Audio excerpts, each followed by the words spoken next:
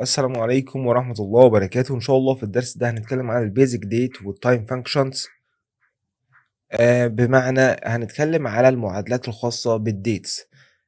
أول حاجة معانا الداي والمانث والير بالشكل ده. يعني طبعا هي ما بيكونش التلاتة مع بعض، هو بتكون حاجة واحدة، يا إما الداي وبعدين الديت.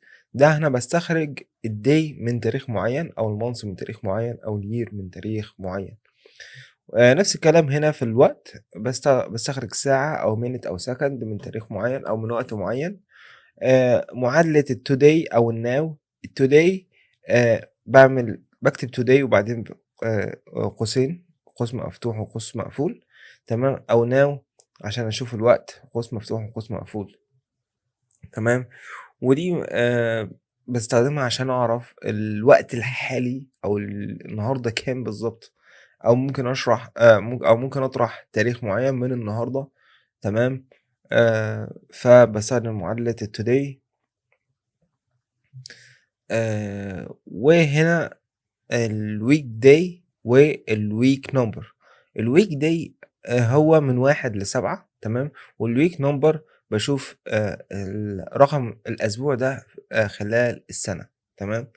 طيب الend of month، الEO months يعني end of month، تمام.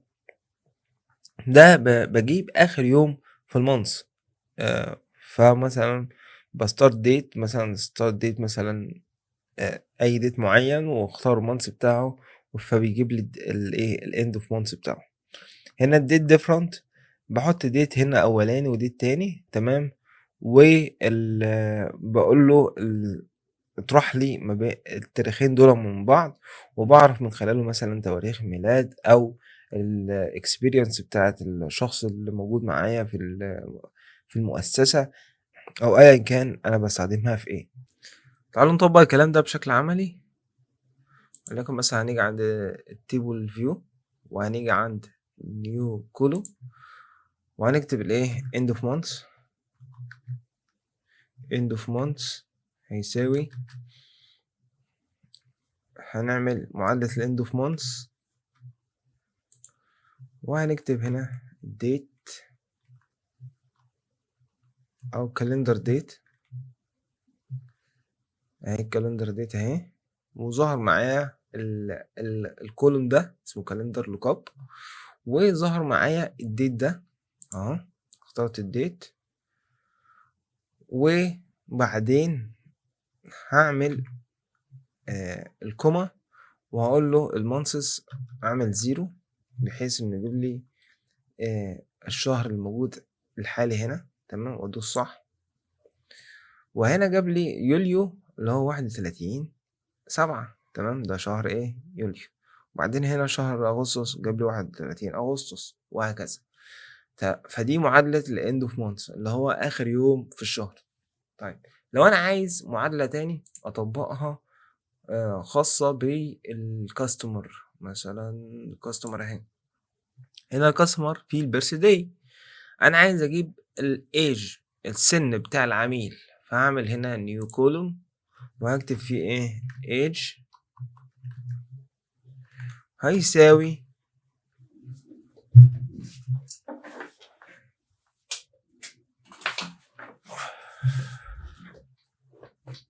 هاكتب الage هيساوي هنا الdate difference، تمام. وهاقول له هنا الcustomer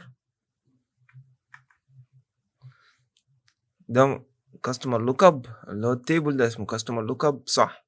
أيوه. هانزل لإيه؟ اللي عايز الbirthday customer lookup birthday، فاخترت الcustomer lookup birthday وأعمل كوما، تمام. وأقول له إيه الdate التاني هيكون إيه؟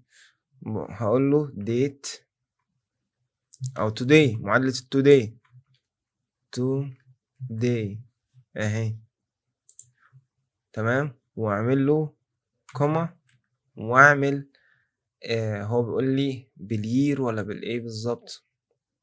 هاقول له year، تمام، أنا عايز السنين، وأقفل القوس وأعمل صح. فكده جاب لي سِن العُملا، تمام.